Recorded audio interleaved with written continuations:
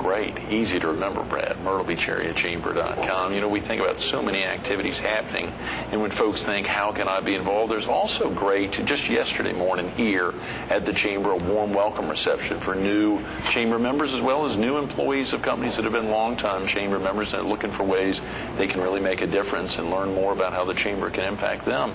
Those warm welcome receptions, I think today you've got something for small businesses, maybe a small business forum to help introduce them to things on a statewide level. And I saw even tomorrow night a business after hours down at Family Kingdom. What a great location to be down there. But to think about the opportunity going on week in and week out, a lot of Chamber activities. Absolutely. You know, the core of the Chamber is really that hub of activity that brings people together in ways or places where they wouldn't necessarily be.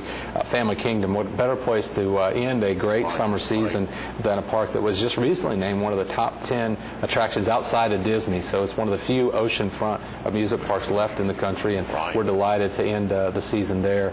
But there's other events, as you mentioned, the Small Business Council and events surrounding that we've really engaged ourselves in, with a lot of credit to Diana Green, who's led that effort for us. Diana really wanted the Chamber to get more involved in helping small businesses. There are literally thousands of small businesses in this area, and of course you've run one that's not quite so small as it used to be, but you understand the importance and the challenges that small businesses face in our community, so we want to be of service to them as well. So we try to provide those kinds of forums and activities that will be beneficial to people's time. Their time is important to them. We want to make sure it's important to us, but to make sure that their investment in time, whether through education, training, networking, or other ways for us to help promote, protect, and improve their business, certainly that's part of the mission. And of course the welcome reception, we found a lot of times that a member has joined us for one particular reason, but when they come to the welcome reception, they realize so many other things we can do to help them. As well, Greg, as you know, in your business, although your business is a member of the Chamber, that doesn't just extend to you, it extends to all of your employees and associates. Any business that signs up, whether they have one employee or 1,000 employees, each of them are a member of the Chamber as well. And so that's an opportunity for them to get engaged, not only in the Chamber, but in their community around them. That's a great point. Those warm welcome receptions, as well as so many of the education series, to see the focus there within the Chamber Academy, which has really kicked off, and to see all the activities. Blakely Jenkins constantly promoting so many of the activities here. You all have, and of course, the Grand Strander, a monthly publication that comes out, which you can also get online for viewers who may not have gotten a print copy, to go online, as you said, at MyrtleBeachAreaChamber.com to see that publication, all the great pieces in there. It seems like the education classes just go on and on, or are constant. You know, that wasn't something that we did for a number of years, and certainly we don't intend to compete with those who are doing that as part of their core mission, like Horry Georgetown Technical College or Coastal Carolina University. Our goal was to find those niches that weren't being served, help provide people the avenue to get those seminars. And in some cases, it's a seminar that only gets provided in Columbia or Charleston, or in many cases, it's businesses who said, you know what I really need help with is this or that, and so we'll go out and find a provider. Some of these seminars might have 5 attendees, somebody might have 105, but each and every one of them, if it's helping a small business in our organization or our community, then we think it's of good service to everyone, and certainly intend to provide that. Blakely and her team do a wonderful job, and frankly, Greg, the best feedback we get are from the members who say, here's what I need, because chances are if one business needs it, there's others who will find the benefit Absolutely. As well. Google AdWords Demystified next Tuesday from 9 to 11 to see Mona McGraw, who's been out here from New Realm, really pumping that up. That's a story that a lot of folks want to have an answer to. How the heck can I use Google AdWords to help my small business or big business? And Mona and others like her can share information that, although it may be readily available, it's not always easily to obtain for a small business. Providing a format like that is certainly important to us. It's not so much about revenues and memberships, it's about serving businesses, our community. If we do a better job at that, the businesses prosper, and if everyone prospers, then the community lifts itself up automatically. What's a typical week like for you, Brad? You're just all over the place. I don't know how you slow down. I would see you on the news, or obviously hear you on the radio, or see you in the Herald, the Sun News, and all community newspapers, as well as big papers around the state and even in the Southeast. How do you slow down? Well, sometimes I don't, and perhaps I need to. I've got a great staff, very supportive, and in fact, 2 ladies that work with me, Kate Miles and Amy Lee, who keep me on track. If I'm late at a meeting, it's my fault, but they usually catch me up, and they do a good job at managing the schedule. But what it comes down to, Greg, is we've got a wonderful staff, a tremendously talented board of directors, and I think I get a lot more credit than I deserve in that regard. My job is really to engage the Chamber, make sure that we're working on the right priorities, and then make sure we put the right people, talents, and resources towards those to accomplish good things. And when everybody's behind you and agrees, it makes it a lot easier. So I've been fortunate to be surrounded by some great people and had a great trainer in Ashby Ward, a very good board, and some very talented chairmen that have supported that endeavor. And I'm just pleased, as long as I can serve in this role, to continue to impact the community in a very positive way.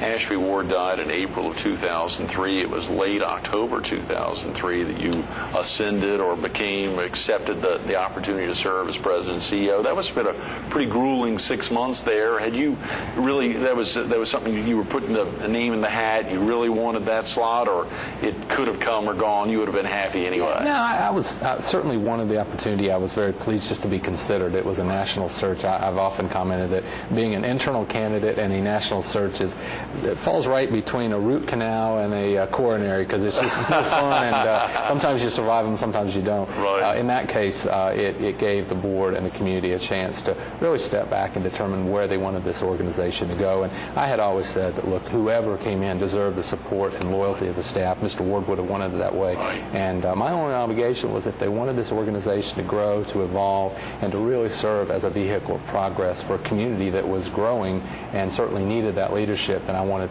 to be given the chance. If they weren't interested in changing and growing, then probably wouldn't have been the right candidate. And I think in most instances this really worked out well. It's been a great experience personally and professionally for me, but I don't ever lose sight of the fact that it's not my chamber, it's the community's chamber. Right. And whether it was Brad Dean or anybody else leading the organization, the real mark of success is the impact we have and the long-lasting future of this community. And right. we can accomplish some good things, and they last for longer than our years here, then we've done well. That's great, Brad. We're about out of time, and I want to get into a number of other issues. I hope you'll consider coming back to spend a little time with us tomorrow. Absolutely. Good. What about the presidential debates? We're hearing a lot about presidential debates. I know we saw a shot of you and I think Caden Dawson and maybe Mayor John Rhodes out in front of the convention center accepting the opportunity for the Republican national debates to be held here in Myrtle Beach in mid-January. I think there's some word that maybe the Democrats, the Congressional Black Caucus, will be bringing a group in. Share with viewers the significance of having at least one, maybe two presidential debates in the Myrtle Beach area. Absolutely. In my view, Greg, these are probably two of the biggest events that we have ever hosted along the Grand Strand. Hugely significant, not only in terms of the numbers of people they'll bring, but more so the national and international media exposure that we'll gain through this. In the case of the Republican debate, which is scheduled for January 10th, you're talking about having every major presidential candidate from the Republican Party right here in the Myrtle Beach area debating for what will be a pivotal time in that election. Although the winner will not be determined at that point, the front runner will clearly be identified, and I think from there you'll see that out of South Carolina will likely come the next presidential nominee for the Republican Party. We're still very hopeful that we'll be able to host the same for the Democratic Party.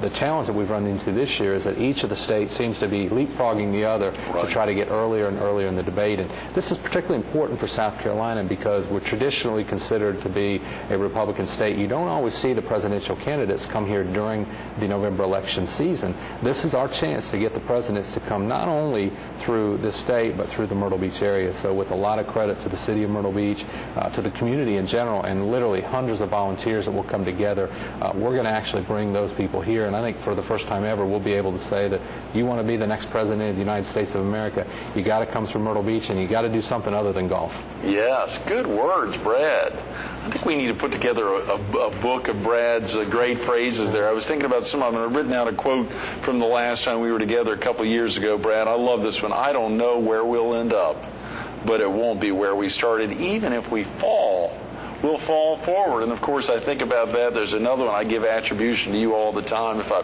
wasn't giving it to Mayor John Rhodes, I'd be giving it to you. And that is, we've got two ears and one mouth for a reason. We should listen twice as much as we speak. I hope I'm not tearing that up. Greg, There's that's so many not other a prophetic great phrases. statement. Yeah. That's just that's a matter of fact. When you work with 50 women and 3 men, if you don't listen at least twice as much as you speak, you're going to get in trouble sometimes. So it's one of the blessings of having an organization largely staffed by women. Right. I appreciate I've had a lot of good supporters and teachers, so those aren't necessarily my inspirations, but rather the influences in my life. And I think next year we'll see a lot of these come to fruition. We'll make some mistakes, but you can rest assured in 2008 it's going to be an exciting year for the Myrtle Beach area. Yeah, absolutely. And we want to dovetail back into that, this recent announcement of $10 million having been raised locally, and the state providing a grant of an additional $5 million, a 2-to-1 push there. Y'all were working very hard on that. That's not just, I mean, that's other than the Myrtle Beach Area Chamber of Commerce. That's a lot of locals that got together for that mission. Is that correct? Share with viewers. We just got a couple of minutes. Absolutely. And that really, to me, is the Myrtle Beach model in the 21st century that really came from the model in the 20th century. When you think about where this area came from 20, 30 years ago, it was people like Zeb Thomas, Dorothy Anderson, the Creoles and the Britons, and many, many others that came together. They put their money into this beach and destination and build it to what we know it today. In recent years, we've been challenged with keeping up with that growth, and we've begged and pleaded to the state of South Carolina, please, just give us a little bit of what we send back.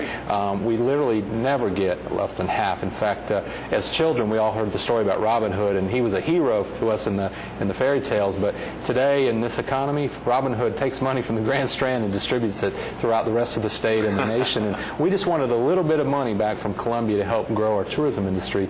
So what it really came down to is local businesses who invested in themselves and their community. They took out of their pocket to put money in, and the state of South Carolina matched some of those dollars. And I think in 2008, we'll have not only the biggest marketing campaign we've ever had, but the best one. It's partly about spending more money, but also the challenge is to not spend more, but to spend better. And that's our goal for 2008. And if we do so, then we've got a great shot at growing our tourism industry for 2008 and beyond. Will those dollars, are those grants available in future years, Brad, or does all that money have to be spent during one year, during one fiscal year? Well, it's an annual grant, and there's a little bit of a window of time. But, Greg, we said early on, make it an annual grant and let us show the return on investment. And if we can't give you a return on investment of 100 to 1 or 200 to 1, then we don't deserve that money. Now, we're certainly going to exceed the expectations because we're competing with Charleston and Hilton Head and many other places throughout the state. But we think there's no better investment than the Grand Strand. The businesses here are focused, the community's energized, and we've told the state of South Carolina, just put a little bit of money back into this cash cow and watch us go. Those are great words, Brad. Thanks so much for being with us this morning. We'll look forward to being with you tomorrow. Very good. Thank you. Stay tuned to more Carolina People with Brad Dean coming up next. Re-energize, refocus, be more results-oriented. There's a lot more Brad Dean. If you come on back, be with us tomorrow. We'll talk a little about offshore drilling, beach renourishment, and some other hot topics in the Myrtle Beach area and the Myrtle Beach Area Chamber of Commerce, both in 2007, 2008, and many years to come. Brad Dean, Part 2. Come on back with us. Be here tomorrow morning.